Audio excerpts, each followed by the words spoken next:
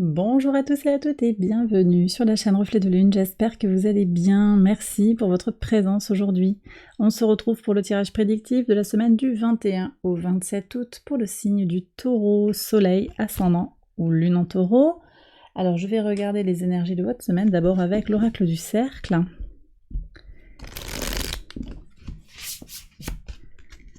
Allez.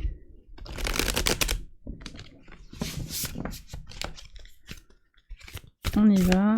Premier message pour vous les taureaux. Votre énergie. Et puis je vais prendre également un message des pierres avec l'oracle quotidien des cristaux.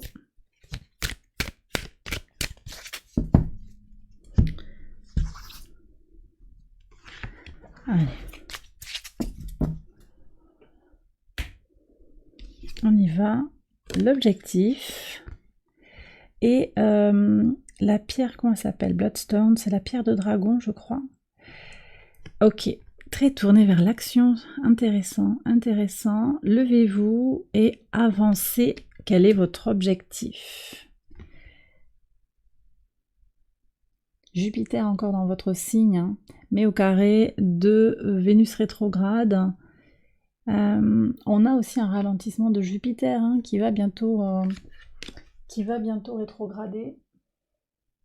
Le 4 septembre, on a cette rétrogradation, ça peut venir ici un petit peu se dessiner déjà, et donc vous demandez un dernier effort, encore Mars au trigone de votre signe. Bon ben voilà, quoi. Quel est votre objectif? Pour une fois, là, enfin pour une fois, ouais, j'ai pas tout le temps des messages comme ça qui vous disent, ben, bougez-vous pour ce qui est important pour vous.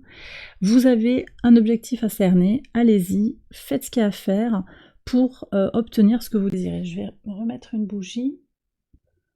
Il est peut-être temps de remettre du carburant dans une situation. Vous voyez, c'est peut-être ça aussi. La bougie s'est éteinte, elle n'avait plus de cire à brûler.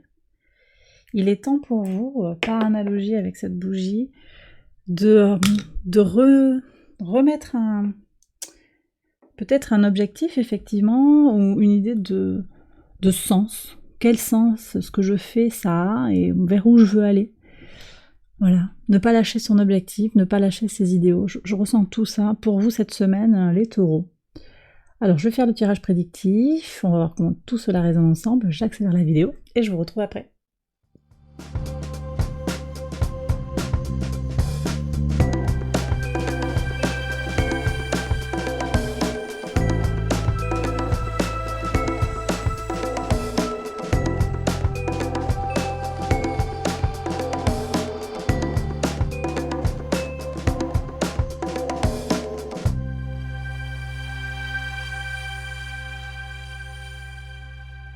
Alors on y va les taureaux pour les interprétations au quotidien sur le lundi 21. Ok, vous voyez, on a un changement potentiel à partir du moment où vous acceptez de l'aide ou une idée aussi de changer pour sortir de cette impression de manque. Vous allez enclencher des choses hein, sur ce début de semaine, prendre des décisions pour avancer et sortir d'une certaine torpeur si vous vous sentez concerné. Prenez si ça vous parle. On a aussi l'idée du rejet, rejet social, rejet parce que le regard de l'autre, etc., etc. Sentez-vous libre et libéré. Il y a vraiment cette idée-là. Vous allez vous sentir libre et libéré de ces blocages. Ils ne vous appartiennent pas, finalement, c'est le regard de l'autre, et ça n'a rien à voir avec ce qui se passe en vous, ce qui se passe pour vous. Donc vos objectifs, votre visée dans la vie, et l'idée aussi d'aller chercher dans sa force intérieure, dans son chakra racine, pour se bouger, s'activer, faire ce qu'il y a à faire. Le mardi 22, superbe, le miroir magique, donc grande protection, avec peut-être... Alors, le roi de bâton, ça peut être un natif d'un signe de feu, j'ai un sagittaire là principalement, ça peut être un bélier, peut-être aussi un lion. J'ai d'abord un sagittaire qui est venu, quelqu'un qui peut vous aider, qui va vous protéger, qui vient en personne ressource, en personne qui a des connaissances, un homme, une femme, quelqu'un qui a le pouvoir aussi d'agir, de vous aider par rapport à vos objectifs. Très bien, mercredi 23, ok. Bon, clairement, là, il y a quelqu'un qui vous fait un cadeau. Alors après, je ne sais pas si vous êtes prêt à le recevoir. Peut-être que vous avez envie aussi de faire les choses par vous-même. Hein. Libre à vous, c'est à vous de voir. Vous vous faites peut-être aussi ce cadeau d'être au calme avec vous-même pour planifier, pour faire le point sur un plan d'action peut-être pour avancer. En tout cas, on voit ici qu'il y a du repos, il y a un cadeau dans une pause émotionnelle. On arrête les montagnes russes avec dans une relation sentimentale, dans une relation familiale, et on va s'apaiser. Ça peut être le moment de se regarder un film, d'être tranquille chez soi dans le canapé, ça peut être ça hein, aussi. On n'est pas obligé d'être toujours dans le « je me lève et j'avance ». Il y a peut-être aussi besoin de faire une pause et vous allez en ressentir le besoin sur ce moment où le soleil vient au trigone de votre signe, hein, puisqu'il transite là sur le mercredi en Vierge, sur le jeudi 24. Bon, alors ici il y a une femme, vous voyez j'ai une énergie féminine, une énergie masculine qui rentre dans votre vie sur la semaine avec une célébration. Bon, ça peut être une rencontre féminine, une rencontre pleine de sensualité aussi, et de joie et de plaisir aussi, quelque chose à célébrer avec une amie, avec une collaboratrice, peut-être un homme aussi avec une nature sensible et réceptive, quelqu'un peut-être de discret également. Ok, allez, sur le vendredi 25. Alors ici, on me parle de défendre quelqu'un par rapport à une séparation, ou de prendre une décision par rapport à une séparation. Je pense que ces deux situations, elles sont liées d'une certaine manière, mais c'est pas forcément les mêmes personnes, pas du tout les mêmes personnes. Mais il y a comme une réponse entre les deux situations. Autant il y a beaucoup d'unité dans une certaine situation, autant peut-être en miroir, ça vous fait sentir que dans d'autres situations, les choses ne sont pas ajustées et ça vous permet de relativiser un petit peu tout ça. Sur le samedi 26, alors vos rêves vous éclairent sur ce qui vous empêche de bien dormir, ce qui vous empêche de penser clairement aussi. Donc vous vous connectez à votre intuition.